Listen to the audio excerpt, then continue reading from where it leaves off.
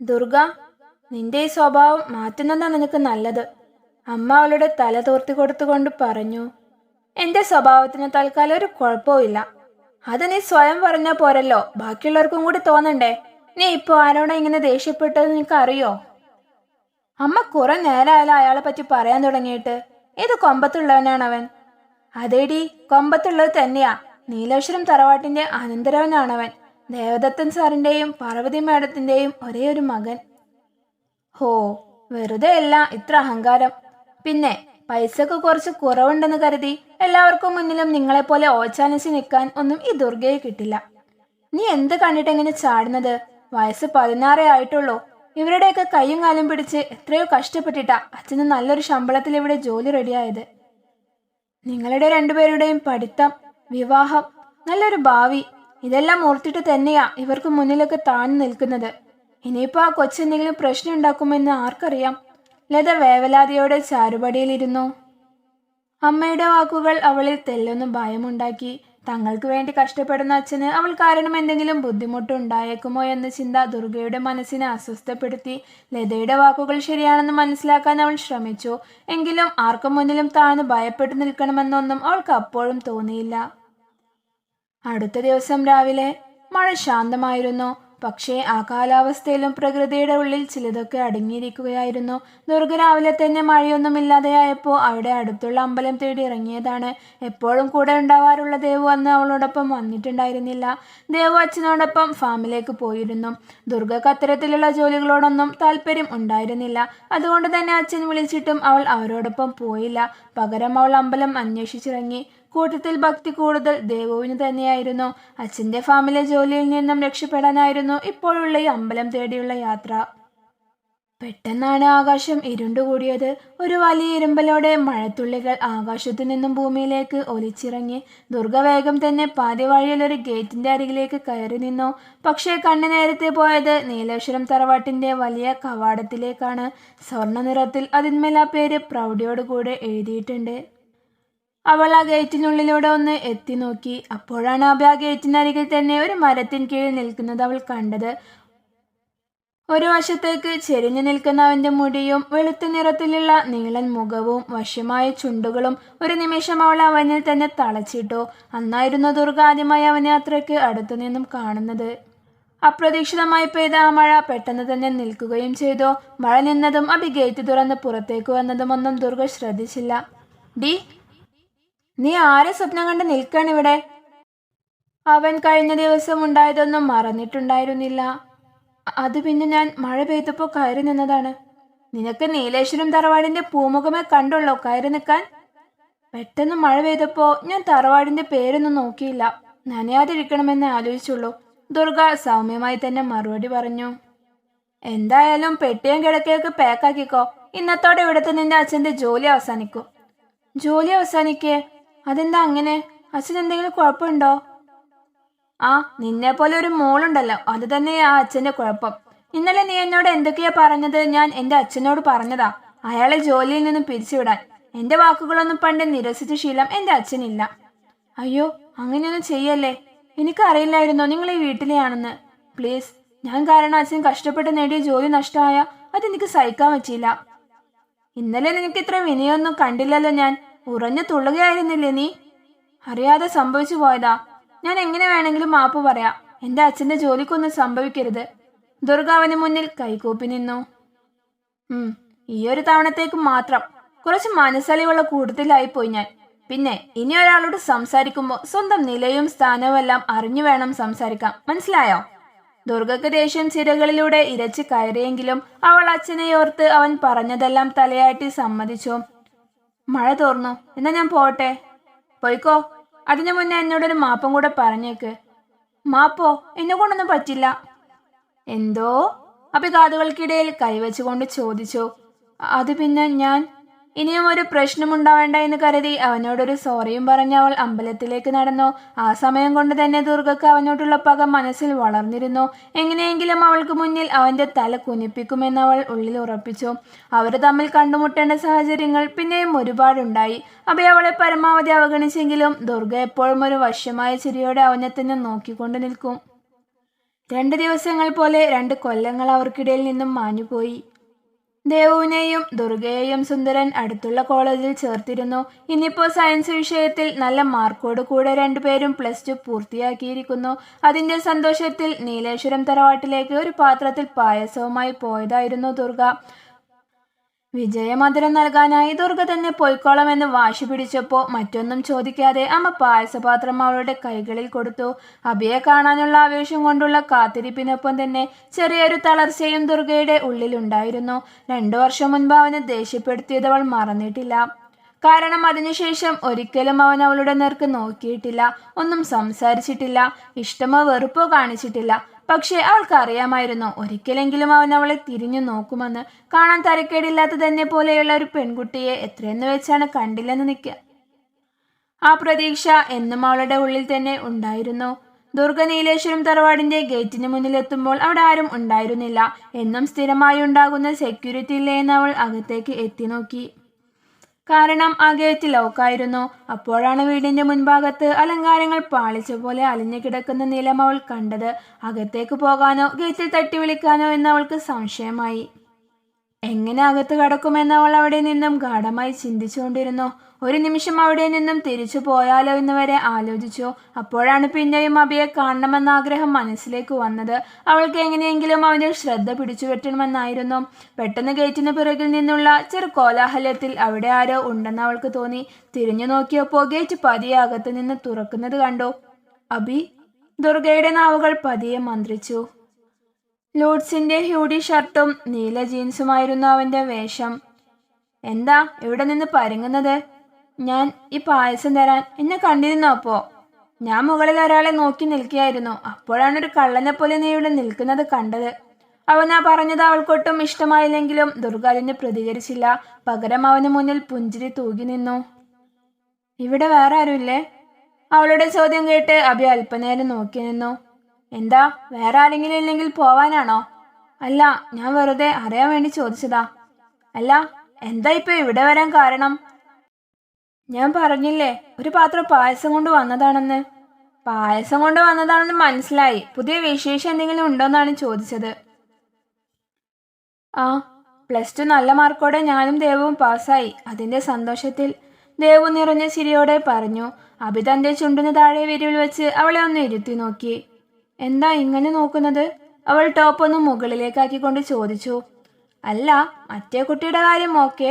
നിനക്കെങ്ങനെ നല്ല മാർക്കൊക്കെ കിട്ടിയത്? അബിയുടെ വാക്കുകളിൽ അവളോടുള്ള പരിഹാസം നിറഞ്ഞു നിന്നിരുന്നു. എങ്കിലും അവൾ അവന് മുന്നിൽ മന്ദഹാസം തൂകി നിന്നു. ദുർഗ പാത്രം അവന്റെ കയ്യിലേക്ക് നീട്ടി. അവൻ അത് 2 കൈയും നീട്ടി വാങ്ങുകയും ചെയ്തു. നല്ലോണം പാകം ചെയ്തിട്ടുണ്ടാകണം. എനിക്ക് ചെറുപ്പം മുതൽ ഇങ്ങനെയുള്ള കട്ടിയുള്ള പായസം ഇഷ്ടമാണ്. ഇത് ഞാൻ തന്നെയാണ് പാചകം ചെയ്തത്. ആണോ? അങ്ങനെ വരാൻ വഴിയില്ലല്ലോ. അബിയുടെ മുഖത്ത് ചെറിയൊരു അമ്പരപ്പ് തെളിഞ്ഞു വന്നു. നിങ്ങൾക്ക് വേണ്ടി ഞാൻ പ്രത്യേകമായി ഉണ്ടാക്കിയതാ, ദുർഗ കൊഞ്ചലോടെ പറഞ്ഞു. അബി ഒന്ന് മൂളിക്കൊണ്ട് ഡോർ തുറന്ന് അകത്തേക്ക് പോയി. ദുർഗ മേഴ്സിമാതെ അവനെ തന്നെ നോക്കി നിന്നു. മതിയടി ഒരുങ്ങിയത്. എന്ത് പറ്റിയിപ്പോ ധാവണിയൊക്കെ ഉടുക്കാൻ തോന്നിയത്? എത്ര പ്രാവശ്യം പറഞ്ഞാലും അനുസരിക്കാറില്ലല്ലോ. കണ്ണാടിയിൽ നോക്കി മുടിയിൽ മുല്ലപ്പൂ ചൂടിക്കൊണ്ടിരുന്ന ദുർഗയോട് ദേവ് ചോദിച്ചു. ഇതെനിക്ക് പ്രിയപ്പെട്ട ഒരാൾ കാണാൻ വേണ്ടിയാണ്. പ്രിയപ്പെട്ട ആളോ? അതാരാ ഞാനറിയാതെ നിനക്ക് പ്രിയപ്പെട്ടതായി മാറിയത്? ആ, അതൊക്കെയുണ്ട്. തൽക്കാലം മോളിപ്പോ അത്ര അറിഞ്ഞാൽ മതി കേട്ടോ. തന്റെ കവളിൽ നുള്ളിക്കൊണ്ട് മുറിക്ക് പുറത്തേക്ക് പോയ ദുർഗയെ തെല്ലു ഭയത്തോടെ ദേവു നോക്കിക്കൊണ്ട് നിന്നു. ദേവു, കഴിഞ്ഞില്ലേ ഇതുവരെ? അല്ലെങ്കിൽ ദുർഗയുടെ ഒരുക്കാണല്ലോ കഴിയാതിരിക്കുക. മുറ്റത്തിൽ നിന്നും അമ്മയുടെ ചോദ്യം കേട്ടപ്പോഴാണ് ദേവു ചിന്തയിൽ നിന്നും ഉണർന്നത്. ദുർഗ ഒരു ആൺകുട്ടിയെ പോലെ അച്ഛന്റെ കയ്യും പിടിച്ച് മുന്നിൽ നടന്നു. അമ്പലത്തിലെത്തുന്നതിന്റെ 1 കിലോമീറ്റർ മുന്നേയുള്ള വഴിയിൽ തന്നെ ഉത്സവത്തിന്റെ ഒരുക്കങ്ങളെല്ലാം നിറഞ്ഞിരുന്നു. അവിടെ കണ്ടൊരു കടയിൽ നിന്നും ചുവന്ന കുപ്പിവളകൾ വാങ്ങി സുന്ദരൻ തന്റെ 2 പെൺമക്കളുടെയും കൈകളിൽ അണിഞ്ഞുകൊടുത്തു. ദുർഗയുടെ വെളുത്ത നിറത്തിലുള്ള പൂവ് പോലെ മൃദുലമായ കൈകളിൽ വളയിടുന്ന മുന്നേ അച്ഛൻ സംശയത്തോടെ അവളെ നോക്കി. കാരണം അവൾക്ക് അത്തരത്തിലുള്ള കാര്യങ്ങളോടൊന്നും താല്പര്യമുണ്ടായിരുന്നില്ല. പക്ഷേ അന്ന് ചിരിച്ചുകൊണ്ട് അവൾ അതിന് സമ്മതം നൽകി. അവർ അമ്പലത്തിന്റെ പ്രധാന കവാടത്തിലൂടെ അകത്തേക്ക് കയറി. അമ്പലത്തിലെ മണ്ഡപത്തിനടുത്ത് വലിയ വേദി ഒരുക്കിയിരുന്നത് അമ്പലത്തിന്റെ ആചാര്യന്മാർക്കും മറ്റു പ്രധാന അതിഥികൾക്കുമായിരുന്നു. വൈകിട്ട് 6 മണിക്ക് തുടങ്ങാനിരുന്ന നൃത്ത പ്രദർശനങ്ങൾക്കായി മുൻവശത്തായി സജ്ജമാക്കിയ ഇരിപ്പിടങ്ങൾ കാണാം. ആ വേദിയുടെ സമീപത്തായി തന്നെ തറവാട്ടുകാരുടെയും വിശിഷ്ടാതിഥികളുടെയും സീറ്റുകൾ. നീലേശ്വരം തറവാടായിരുന്നു അവയിൽ മുൻപന്തിയിൽ. സുന്ദരികളായ പെൺകുട്ടികൾ അച്ഛനോടൊപ്പം അമ്പലത്തിലെ സാന്ദ്രമായ ഇടത്തിലെത്തിയപ്പോൾ എല്ലാവരുടെയും കണ്ണുകൾ അവർക്ക് മുകളിൽ തന്നെയായിരുന്നു. ആ ദിവസം ദേവുവിനേക്കാൾ ഭംഗി ദുർഗക്കുണ്ടായിരുന്നു. കാരണം അബിയുടെ ശ്രദ്ധ പിടിച്ചു പറ്റാൻ അന്ന് അവൾ കുറച്ചധികം ഒരുങ്ങിയതാണ്. ഇളം മഞ്ഞ നിറത്തിലുള്ള സിൽക്ക് സാരി, കാന്തിയോടെ തിളങ്ങുന്ന മുഖം, നാട്ടിൻപുറത്തെ പൂവിന്റെ സുഗന്ധം പോലെ ഒരു പ്രത്യേക അനുഭൂതി നൽകുന്ന സുഗന്ധം. ആ മണ്ഡപത്തിന്റെ ഒരു സൈഡിൽ അഭിയിരിക്കുന്നതിന്റെ മറുഭാഗത്തായി തന്നെ അവൾ നിന്നു. അവളുടെ മുഖത്തായി മെഹന്തിയിട്ട കൈകൾ ഇളകിയപ്പോഴാണ് അബിക്ക് അവളെ ആദ്യമായി അത്രയും ശ്രദ്ധയോടെ നോക്കാൻ തോന്നിയത്. ഇവൾക്ക് ഇത്രയും ഭംഗിയുണ്ടായിരുന്നു ദൈവമേ, അവന്റെ ഉള്ളിലെ നിശബ്ദത ചോദിച്ചു. ഇതുവരെ അവളെ കണ്ടിട്ട് ഇങ്ങനെ നോക്കി നിൽക്കാൻ അവന് തോന്നിയിട്ടില്ല. അവളെ ശരിക്കും അവൻ നോക്കിയിട്ടില്ല എന്നതാണ് സത്യം. ഒരു നിമിഷം പോലും കണ്ണെടുക്കാതെ അബി അവളെ തന്നെ നോക്കി നിന്നു. മുമ്പൊരിക്കലും ഉണ്ടാവാത്ത ഒരു ചലനം ആ സമയം അവന്റെ ഹൃദയത്തിലുണ്ടായി. അവിടെ ചുറ്റും നടക്കുന്ന നാട്യവും നർമ്മവും ഒക്കെ ആ ശബ്ദരഹിതമായ ദൃശ്യത്തിൽ അയാളെ ഒന്ന് നിശ്ചലനാക്കി. അവളോട് അവന്റെ മനസ്സിൽ മുമ്പുണ്ടായിരുന്ന വികാരം പൂർണ്ണമായും മാഞ്ഞുപോയിരിക്കുന്നു. കൂടെയുള്ളവരെല്ലാം ചടങ്ങുകളിൽ ലയിച്ചിരുന്നപ്പോൾ അവന്റെ കണ്ണുകൾ മാത്രമേ ദുർഗയെ പിന്തുടർന്നുകൊണ്ടിരുന്നു. ദുർഗയുടെ ചുവന്ന നഖങ്ങൾ, ചെറുതായി ഇളകുന്ന മുല്ലപ്പൂവിന്റെ പല്ലുകൾ, കാതിലേക്ക് വീണു കിടക്കുന്ന മനോഹരമായ ജിമിക്കുകൾ, അവയെല്ലാം ഒരേ സമയം അവനെ വല്ലാതെ ആകർഷിച്ചു. ദുർഗയുടെ കണ്ണുകൾ കാണാൻ ശ്രമിച്ചതും അതേ കാഴ്ചയായിരുന്നു. അവൻ അവളെ തന്നെ നോക്കി നിൽക്കുന്നത് ആദ്യമേ അവൾക്ക് മനസ്സിലായിരുന്നു. ഒരിക്കൽ പോലും തിരിഞ്ഞു നോക്കാതെ പോയവൻ ഇന്നിതെങ്ങനെ? അതൊരു ചെറിയ വിജയം പോലെ തോന്നിയ അവൾക്ക്. വർഷങ്ങളായി തന്റെ ശ്രമം പാഴായില്ല എന്നതൊരു ആത്മസംതൃപ്തിയോടെ ഓർത്തു. ദുർഗയുടെ ചുണ്ടുകളിൽ പുഞ്ചിരി എത്തി. ആ പുഞ്ചിരി അബിയിലേക്കായിരുന്നു. അബിയുടെ കണ്ണുകൾ കുറെ നേരം പിന്നെയും അവളെ തന്നെ കിടന്നു. ഇവളെ ഇഷ്ടപ്പെടുന്നില്ലെന്ന് പറയാൻ കഴിയില്ല, പക്ഷെ എപ്പോഴാണ് ഇഷ്ടമാകാൻ തുടങ്ങിയതെന്ന് അറിയില്ല, അവൻ സ്വയം പറഞ്ഞുകൊണ്ടിരുന്നു. ഉത്സവം ആരംഭിച്ചപ്പോൾ ദുർഗ ദേവുവിനോടൊപ്പം അമ്പലത്തിന്റെ വലതുഭാഗത്തേക്ക് നീങ്ങി. അവർ രണ്ടുപേരും നടക്കുമ്പോൾ വഴിയിൽ പയ്യന്മാർ അവരെ നോക്കി ചിരിക്കുന്നുണ്ട്, ഓരോന്ന് ചോദിക്കുന്നുണ്ട്. എന്നാൽ അവളെ സംബന്ധിച്ച് ആ നോട്ടങ്ങളിൽ ഒന്നിനു പോലും അത്ര പ്രസക്തിയില്ല. ഒരു നോട്ടം മാത്രം അവളുടെ ഉള്ളിൽ തൊട്ടിരുന്നു, അബിയുടെ കണ്ണുകൾ. ദുർഗയെ വീണ്ടും വീണ്ടും കാണണമെന്ന് അവന്റെ മനസ്സ് മന്ത്രിച്ചുകൊണ്ടിരുന്നു. താൻ അറിയാതെ തന്നെ അവൾക്കായി ഒരിടം അവന്റെ മനസ്സിൽ ഒരുങ്ങുകയായിരുന്നുവെന്ന് ഒരു നാണത്തോടെ അവൻ മനസ്സിലാക്കി. അടുത്ത ദിവസം അതേ അമ്പലത്തിൽ തെയ്യം നടക്കുന്നുണ്ടായിരുന്നു. കഴിഞ്ഞ ദിവസം നടന്ന ഉത്സവത്തിന്റെ ബാക്കിയായിരുന്നു അതും. ദുർഗയും കുടുംബവും വരുമെന്ന് അറിയാവുന്നത് കൊണ്ട് അഭി നേരത്തെ തന്നെ അവിടേക്ക് എത്തി. അവൾ വരുന്നതും കാത്ത് അമ്പലപ്പടിക്കൽ കൂട്ടുകാരൻ രാജനൊപ്പം നിന്നു. എന്താണ് മോനെ, പതിവില്ലാത്ത നൃത്തമാണല്ലോ ഇത്. നീലേശ്വരം തറവാട്ടിലെ അഭിനന്ദൻ ഇങ്ങനെ പൂവാലന്മാരെ പോലെ അമ്പലപ്പടിക്കൽ നിൽക്കുന്നത് മോശമല്ലേ? ഞാനിപ്പോൾ അതൊന്നും ചിന്തിക്കുന്നില്ലടാ. അവൾ വരുന്നുണ്ടോ എന്നറിയാൻ ഇവിടെ നിൽക്കുന്നേ. എത്ര പെട്ടെന്ന് എങ്ങനെയാണാവോ അവൾ എൻ്റെ മനസ്സിനെ കീഴടക്കിയത്. ഒരു ദിവസം കൊണ്ട് അവിടെ വരെയൊക്കെ ആയോ കാര്യങ്ങള്? ആദ്യം അവളെ കണ്ടുകൂടായിരുന്നല്ലോ നിനക്ക്? ഒരു ദിവസം കൊണ്ടല്ല, അവളോടുള്ള മനസ്സിലെ വെറുപ്പ് മാറിയിട്ട് കുറേയായി. പക്ഷെ അത് പ്രണയമായി പരിണമിച്ചിട്ടുണ്ടെന്ന് ഞാൻ തിരിച്ചറിഞ്ഞത് ഇന്നലെയാണെന്ന് മാത്രം. ഇന്നലെ ഞാൻ കണ്ട അവളുടെ രൂപം മനസ്സിൽ പതിഞ്ഞുപോയി, മായ്ക്കാൻ പറ്റുന്നില്ല. അത് കണ്ണടച്ചാലും തുറന്നാലും ഒക്കെ അതിങ്ങനെ തെളിഞ്ഞു വരികയാണ്. ഒരാളോട് ഇഷ്ടം തോന്നാൻ ഒരു നിമിഷം മതിയെന്ന് കേട്ടിട്ടേ ഉള്ളൂ, പക്ഷെ ഇപ്പോൾ അത് ശരിക്കും മനസ്സിലായി. അബി വഴിയരികിലേക്ക് നോക്കിക്കൊണ്ട് പറഞ്ഞുകൊണ്ടിരുന്നു. ദേ അബി, വരുന്നുണ്ട് നിന്റെ സുന്ദര ശില്പം. കൈ ചൂണ്ടല്ലടാ, വാ നമുക്ക് കുറച്ച് പുറകെ നിൽക്കാം. ഞാൻ അവളുടെ പിന്നാലെ നടക്കാണെന്ന് അവൾക്ക് തോന്നിയാ എന്റെ മാനം പോകും. അബി രാജുവിന്റെ കൈ പിടിച്ച് അവിടെയുണ്ടായിരുന്ന ആത്മരത്തിൽ സൈഡിലേക്ക് മാറി നിന്നു. ഇടതുവശം മുഴുവൻ വിരിച്ചിട്ടിരിക്കുന്ന പരവതാനിയിലൂടെ നടന്നവൾ മുന്നോട്ട് പോയപ്പോൾ അബി അവളെ പിന്തുടർന്നില്ല. പക്ഷേ കണ്ണുകൾ മാത്രം അവളോട് ചേർന്നിരുന്നു. പിന്നിൽ നിന്നിരുന്ന വാദ്യങ്ങളെക്കാൾ ശക്തിയുള്ള ഒരു നിശബ്ദതയോടുകൂടെ പെട്ടെന്നായിരുന്നു അവൻ പ്രതീക്ഷിക്കാതെയുള്ള അവളുടെ തിരിഞ്ഞുനോട്ടം. അവൾ അവന് വീണ്ടും പ്രണയാർദ്രമായൊരു പുഞ്ചിരി സമ്മാനിച്ചു. അവൻ ആ ചിരിയിൽ സ്തംഭിച്ച് നിന്നുപോയി. അവളോട് സംസാരിക്കാനുള്ള വല്ലാതെ ആഗ്രഹിച്ചുവെങ്കിലും തന്റെ അഭിമാനം നഷ്ടപ്പെടുമോ എന്നോർത്ത് ആ ഉദ്യമം അവൻ വേണ്ടെന്ന് വെച്ചു. അവരുടെ കൂടിക്കാഴ്ചകൾ വീണ്ടും വീണ്ടും സംഭവിച്ചുകൊണ്ടിരുന്നു. പലപ്പോഴും അവളോട് സംസാരിക്കാനായി ശ്രമിച്ചെങ്കിലും നടന്നില്ല. ആ സമയം ദുർഗയും ദേവുവും +2 കഴിഞ്ഞ വെക്കേഷനിലായിരുന്നു. അഭി എൻട്രൻസ് എക്സാം റിപ്പീറ്റ് എഴുതിക്കൊണ്ടിരിക്കുകയുമായിരുന്നു. അതുകൊണ്ട് തന്നെ രണ്ടുപേർക്കും ഒഴിവ് സമയങ്ങൾ ഒരുപാടുണ്ട്. ഒരിക്കൽ ആ നാട്ടിൽ നടന്ന പുസ്തകമേളയിൽ വെച്ച് ദുർഗയെ കണ്ടപ്പോൾ അവളോട് തന്റെ ഇഷ്ടം തുറന്നു പറയണമെന്നവൻ തീരുമാനിച്ചു. പുസ്തകമേള.